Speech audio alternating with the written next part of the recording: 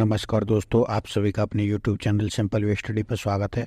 दोस्तों, daily current affairs की एक नई वीडियो की शुरुआत करते हैं। इस वीडियो में हम 23 जनवरी 2024 के सभी महत्वपूर्ण खबरों को देखेंगे। तो दोस्तों, वीडियो में आगे बढ़ने से पहले अगर आपने अभी तक वीडियो को लाइक नहीं किया है तो दोस्तों वीडियो को लाइक कर दीजिए। कमेंट के माध्यम से अपना फीडबैक भी हमें ज़रूर दीजिए। अपने दोस्तों तक एवं स्टडी रिलेटेड ग्रुप्स में इसको शेयर भी कीजिए और आगे इसी तरीके के वीडियोस पाने के लिए चैनल को सब्सक्राइब कर लीजिए। चलिए वीडियो की शुरुआत करते हैं। ममनी त्योहार कहाँ मनाया जाता है? तो ये मनाया जाता है लद्दाख में।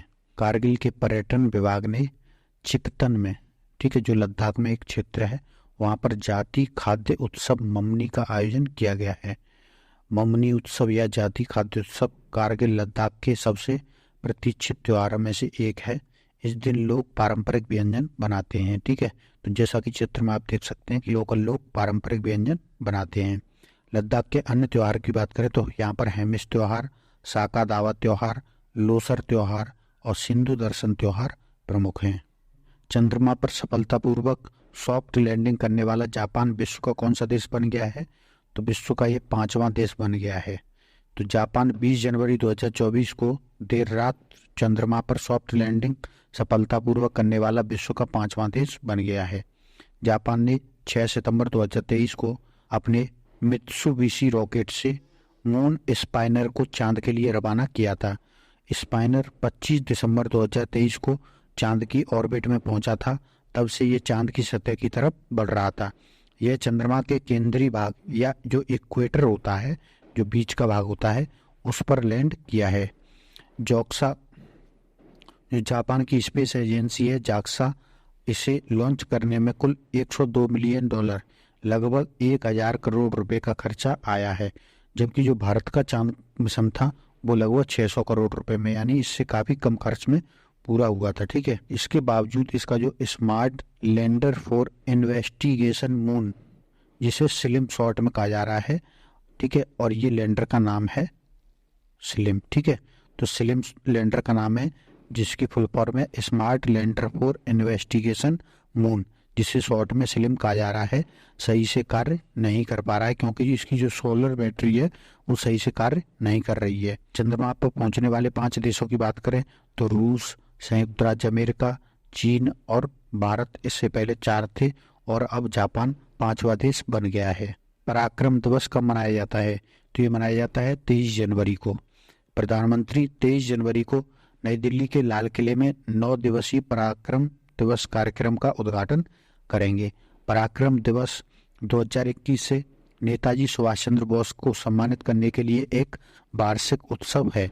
यह कार्यक्रम 23 से 31 जनवरी तक आयोजित किया जाएगा और इसमें 26 मंत्रालय और विभाग शामिल हैं।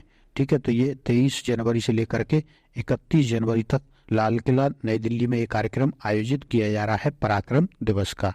अगर हम आज़ाद हिंद फौज की बात करें, जिसकी पुनर्स्थापना सुभाष चंद्र बोस जी ने की थी, तो आज़ाद हिंद फौज या जिसे इंडियन नेशनल आर्मी भी कहा जाता था, तो इसकी जो पहली बार स्थापना थी वो 1942 में मोहन सिंह और रास बिहारी बोस ने मिलकर के की थी, भारत की पूर्ण स्वतंत्रता के लिए। ठीक है, और इनके नेतृत्व में ये जापान में इसकी स्थापना की गई थी। बाद में जापानी युद्ध को लेकर के इंडियन नेशनल आर्मी थी और जापानी सेना के बीच मतभेद हो गए थे। इसके कारण ये दिसंबर 1942 में बंद कर दी गई। ठीक है, बाद में आईएनए को सुभाष चंद्र बोस ने 1943 में दक्षिण पूर्व एशिया में पहुंचने के बाद पुनर्जीवित किया या पुनर्गठित किया, और इसमें मुख्य रूप से पूर्व में जो कैदी थे, इंडियन आर्मी के जो कैदी थे, और मलाया बर्मा की नागरिक आबादी के लोग इसमें शामिल थे। ठीक है, और सेना बोस की सरकार इसको जो है अर्जी हुकूमत ए आज़ाद, ठीक है, या स्वतंत्र भारत की अंतरिम सरकार का हिस्सा सेना बन गई थी। तो ये स्वतंत्र भारत की सरकार थी, वो सुभाष चंद्र जी ने स्थापित की थी, तो उसका हिस्सा ये सेना बन गई थी। ठीक है, और झांसी की रानी रेजिमेंट नाम दिया गया था, और ये एक महिला रेजिमेंट थी, इसकी पहली रेजिमेंट में से प्रमुख थी। ठीक है, तो ये भी कई बार पूछ लिया जाता है कि झांसी की रानी रेजिमेंट किससे संबंधित थी? तो इंडियन नेशनल आर्मी से संबंधित थी। संयुक्त राष्ट्र महासभा के 78वें अधिवेशन के अध्यक्ष डेनिस फ्रांसिस कितने दिवसीय भारत यात्रा पर हैं? तो ये 5 दिवसीय भारत यात्रा पर हैं। संयुक्त राष्ट्र महासभा के 78वें अधिवेशन के अध्यक्ष डेनिस फ्रांसिस, जो त्रिनाद और टोबैगो देश से हैं। ठीक है, तो ये 22 जनवरी 2024 से 5 दिवसीय यानी 22 से 26 जनवरी तक ये भारत की यात्रा पर हैं। डेनिस फ्रांसिस की यह यात्रा विदेश मंत्री एस जयशंकर के आमंत्रण पर हुई है। ठीक है, और इसके माध्यम से दोनों के मध्य संयुक्त राष्ट्र सुरक्षा परिषद को अधिक समावेशी बनाने पर चर्चा की जाएगी। ठीक है, फ्रांसिस 26 जनवरी को महाराष्ट्र में गणतंत्र दिवस परेड में राज्य सरकार के मुख्य अतिथि भी होंगे। हाल ही में किस भारतीय अभिनेत्री को सऊदी अरब के जॉय अवार्ड 2024 से सम्मानित किया गया है? तो ये सम्मानित किया गया है आलिया भट्ट को। अभिनेत्री आलिया भट्ट को 20 जनवरी 2024 को सऊदी अरब के रियाद में जॉय अवार्ड 2024 से सम्मानित होने वाली पहली भारतीय महिला बनी है। ठीक है, और जॉय अवार्ड समारोह 2024 में उन्हें ऑनरेरी एंटरटेनमेंट मेकर्स अवार्ड इस कैटेगरी में अवार्ड मिला है। तो ऑनरेरी एंटरटेनमेंट मेकर्स श्रेणी में यह अवार्ड इन्हें प्रदान किया गया है। आलिया भट्ट से पूर्व ये अवार्ड अमिताभ बच्चन, शाहरुख खान और सलमान खान को भी प्रदान किया जा चुका है। प्रधानमंत्री राष्ट्रीय बाल पुरस्कार 2024 के लिए कितने बच्चों को चुना गया है? तो इसमें 19 बच्चों को चुना गया है। राष्ट्रपति द्रौपदी मुर्मू जी ने नई दिल्ली में 19 असाधारण बच्चों को प्रधानमंत्री राष्ट्रीय बाल पुरस्कार 2024 प्रदान किए। ये पुरस्कार जो है कला और संस्कृति, बहादुरी, नवाचार, सामाजिक सेवा और खेल के क्षेत्र में उनके असाधारण योगदान के लिए प्रदान किए जाते हैं। और जो पुरस्कार हैं उनकी घोषणा महिला एवं बाल विकास मंत्रालय के द्वारा की जाती है, जबकि राष्ट्रपति के द्वारा ये प्रदान किए जाते हैं। पात्रता की बात करें तो ये किनको मिलेंगे? तो जो भारत में निवास करते हैं और भारतीय नागरिक हैं। ठीक है, तो उनको ये पुरस्कार मिलेंगे। और आयु की बात करें तो 5 से 18 वर्ष के बीच के युवाओं को ये पुरस्कार प्रदान किए जाते हैं। ठीक है, और जो आयु की गणना है वो जिस वर्ष के लिए प्रदान किए जा रहे हैं तो उसके 31 अगस्त तक आयु की गणना की जाती है। पुरस्कार राशि की बात करें तो इसमें 1 लाख रुपए की पुरस्कार राशि प्रदान की जाती है।